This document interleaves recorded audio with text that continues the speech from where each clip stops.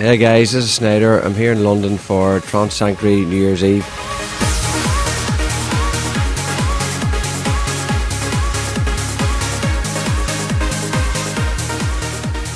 Talk about your first tracks, the Phuture and the Warsaw and Away from here. They were all heavily supported by the bigger DJs. Yeah. What kind of pressure does that create on your later productions? It does create a bit of pressure, but to be honest, it was sort of good to have the big DJs pick up my stuff so early on. It sort of helped push my name out there a lot quicker than usual. So it does have the sort of effect where I thought, it did put a bit of pressure on me, but at the same time, my confidence was growing as the time was going on, my production skills. So I was moving forward at the right pace, I think, really, with the style of productions and my production quality. So I think it did put a bit of pressure on, but as long as I was just continuing what I was doing, it was alright. Like, if we talk about right now, who are your heroes within the scene? At the minute, even from first started out, so it's been John O Callaghan and Giuseppe Ottavani, people like that. The guys just really quality tracks after quality. I think if you listen to their tracks, it's sort of a benchmark for what I was always aiming for my productions. So I think those guys are really someone I've always looked up to, and the likes of Paul Van Dyk as well back in the early days. And there was an Italian producer called Pablo Gargano.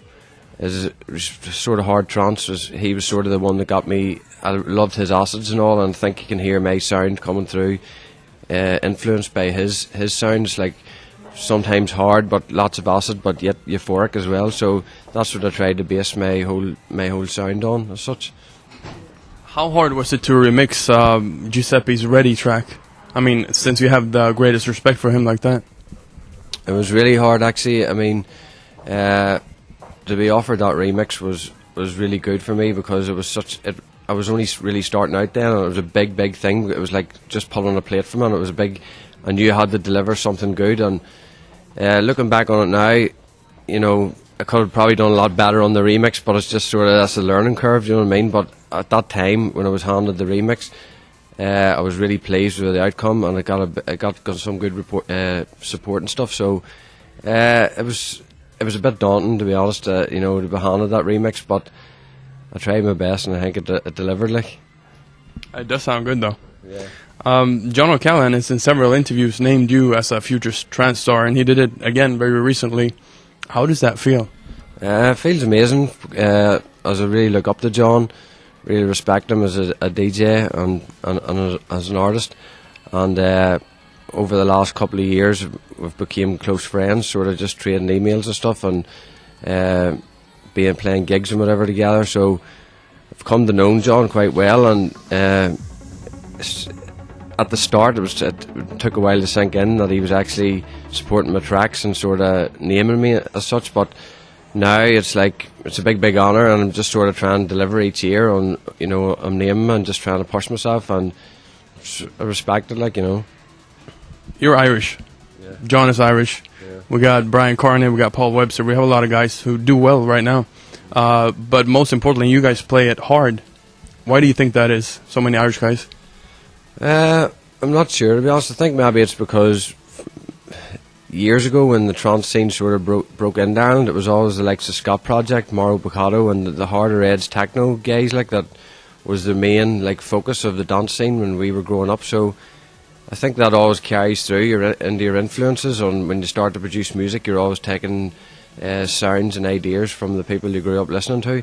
Personally, I came from a hardcore background. I done Dutch hardcore was what I started out as a DJ.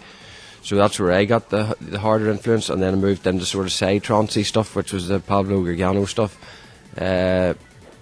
some John O Fleming, some stuff like that.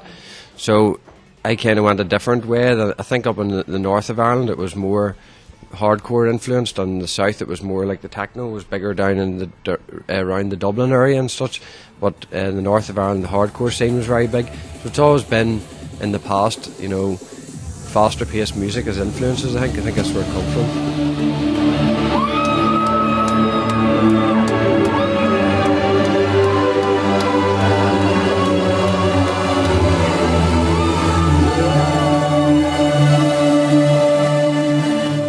You did a bootleg of the track Armin did featuring Airwave, Sunspot. Tell me a little bit more about that.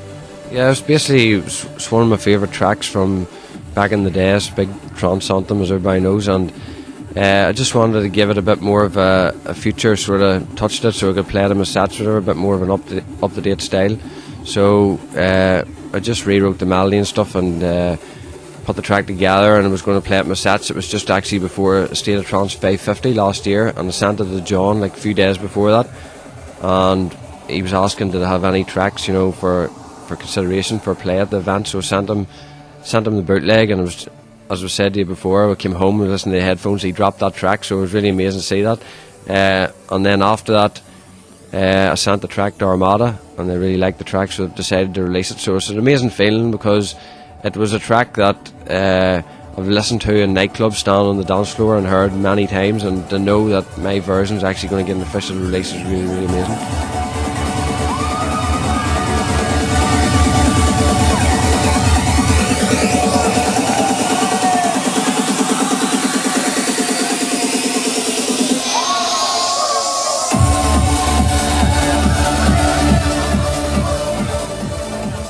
Your Endane remix was released today.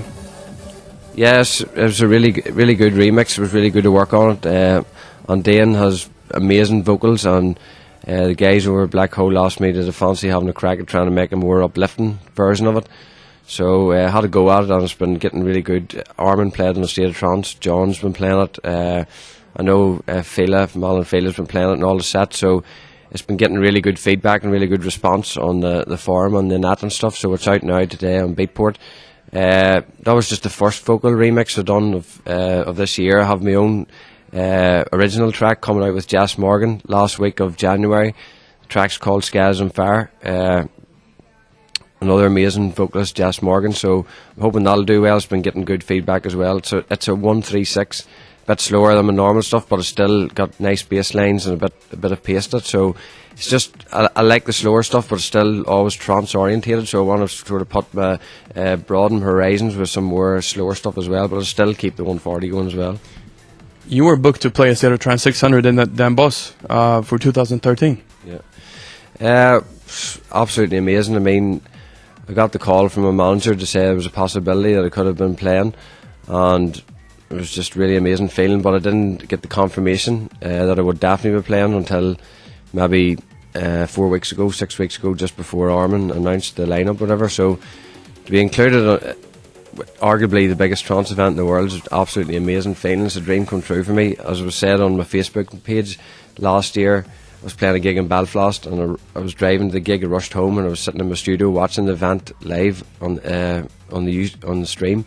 And I had the headphones on, and I was just, you know, saying to myself, I'd love to be standing there playing. I was listening to John actually played a few of my tracks. Armin played me and Neil's track, Your Way. So just to watch that and see Armin getting into it or whatever and playing your track to X amount of people was just amazing. And then to know that I was included in this year's lineup was an amazing feeling. Do you think the world is in for a change within the music scene? That the faster paced music is coming back?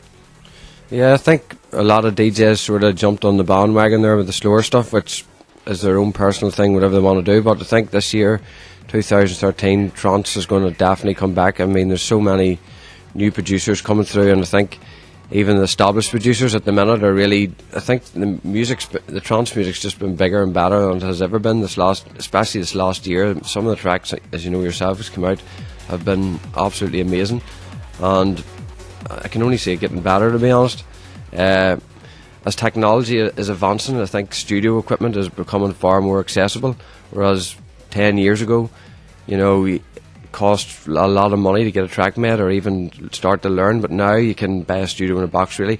It's opened a whole lot of doors for a whole lot of people to get creative and make good music, and it's good to see. If we go from trance to house, you built your own house. Yeah. What was that like? How was it?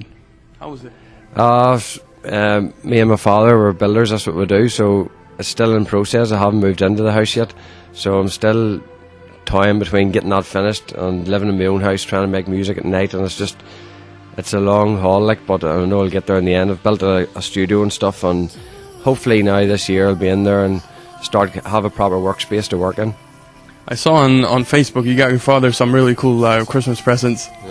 Yeah. He's my dad's a big dance music fan. He's probably been the more trance than I am. He's been like, just loves music, and he always has, and he's been a big fan of Armin. I've been buying him DVDs and CDs for years, so I think he's really proud of me that I'm actually going to be sharing a stage as such on one of these State of Trance events with Armin. I think he's really proud of that, so he's always keeping up to date with all the music, and I always buy him CDs and stuff, and he's really, really into it, which is good, very supportive.